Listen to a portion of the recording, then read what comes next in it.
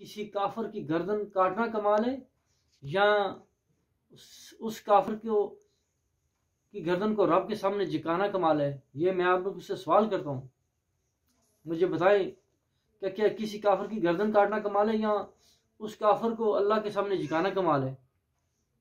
बताए नहीं, बोले कौन सा कमाल है इसमें? कमाल ये है कि आपने किसी को कत्ल कर दिया, वो तो जहन्नम में चला जाएगा, उसकी तो जिंदगी खत्म। अगर आपने उस काफिर को मुसलमान कर दिया, उसकी जितनी औलाद होगी, जितनी नस्ल होगी, वो क़यामत तक तुम्हें दुआएं देगी।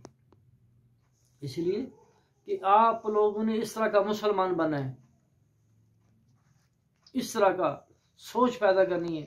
और मेरा ईमान है, हर बच्चा, हर मुसलमान ये ऐसी सोच पैदा कर ले तो दुनिया में सलाम हो जाता है।